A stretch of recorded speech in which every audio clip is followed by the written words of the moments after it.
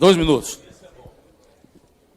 Ministro, esperei 9 anos para falar com o senhor sobre a audiência de custódia que o senhor criou, legislou, que não era função do senhor, como presidente do CNJ. Tem um artigo aqui do Cláudio Humberto, no Diário do Poder.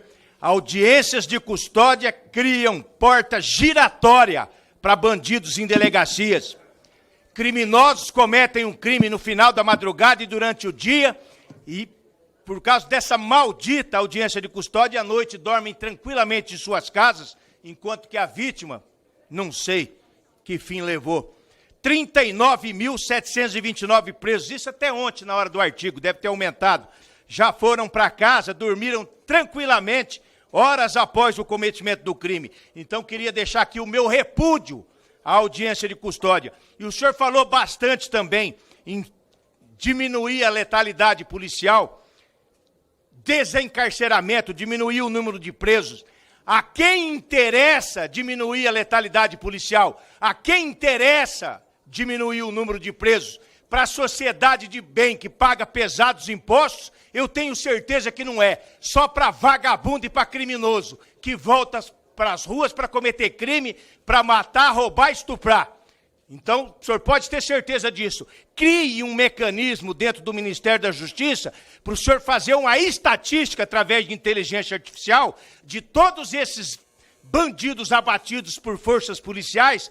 Pega a trajetória de crime deles, o número de crime que já tinham cometido, em média, e veja o que a sociedade se livrou com cada um indo para o quinto dos infernos. Muito obrigado, força e honra. Sou sargento da Polícia Militar do Paraná. Muito obrigado, sargento Faú, pelo resumo. Capitão Alder, Vossa Excelência, 2 minutos.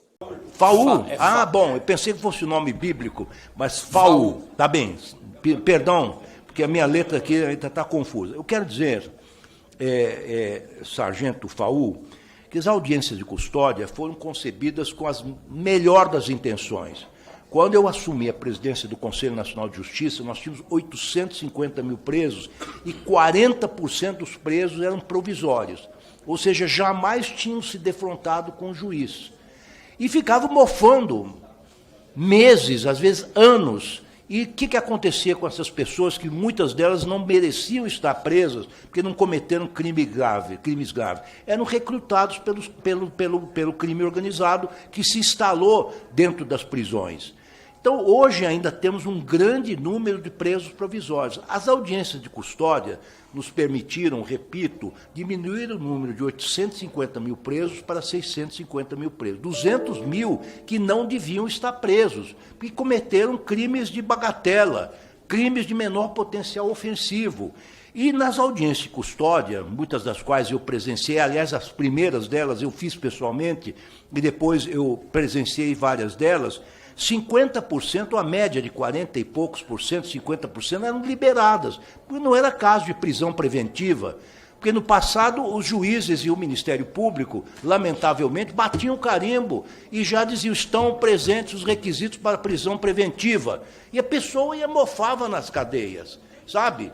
Em um ambiente insalubre, doentio, e eram recrutados, repito, pelo crime organizado. 50% foram liberados mediante condições, mediante uma liberdade provisória, cumprindo, enfim, requisitos alternativos à prisão corporal. 4% de tortura, do crime de tortura, foram descobertos nessas audiências de custódia. Enfim, é um instrumento benfazejo, mas, como disse aos governadores do Sul e do Sudeste, é um instrumento que pode ser aperfeiçoado. Hoje, o juiz tem uma grande discricionariedade para liberar aqueles que entendem que têm direito a não serem presos e liberados mediante condições. Mas eu disse aos governadores também que os estados precisam municiar os juízes com dados, porque ele recebe o flagranciado, aquele que é preso em flagrante, mas a polícia devia já fornecer para o juiz dados sobre os antecedentes criminais, eventualmente, do flagranciado, para ele que possa decidir com maior segurança. Muitos dos presos em flagrante eram doentes, viciados e que foram encaminhados para hospitais, centros de tratamento, etc., etc. De maneira que ainda acredito nas audiências de custódia, penso que elas podem ser aperfeiçoadas sim, o Congresso Nacional tem sabedoria para isso, Quando eu falo da diminuição da letalidade, termino logo, presidente, porque não quero me estender, o que nos preocupa, e digo nós, e até o Poder Judiciário, ainda me considero um integrante do Poder Judiciário, porque o ministro do Supremo Tribunal Federal não é ex-ministro, é ministro aposentado. O que nos preocupa são os efeitos colaterais da letalidade policial, as balas perdidas. Quer dizer, e nós, é preciso dizer isto com todas as letras, nós vivemos sob o Estado democrático de direito. O preso que é custodiado pelo Estado precisa ser, como qualquer pessoa, tratado com dignidade. Isso desde o século XVIII, quando um indivíduo, que era um aristocrata chamado Marquês de Beccaria, César de Beccaria, escreveu um livro antológico e que é o fundamento da criminologia moderna, chamado Dos Delitos e das Penas, Dei Delitti e delle Pene em italiano, dizendo que as prisões não são um instrumento para eliminar um ser humano, por mais hediondo que seja o seu crime, mas sim para recuperá-lo e para devolvê-lo à sociedade. Então, essas são as nossas preocupações, acho que devem ser as preocupações dos homens de bem, quer dizer, tratar as pessoas, sejam quais forem elas, presas ou não, com a dignidade que elas merecem. Muito obrigado, ministro. Eu vou fazer uma postura.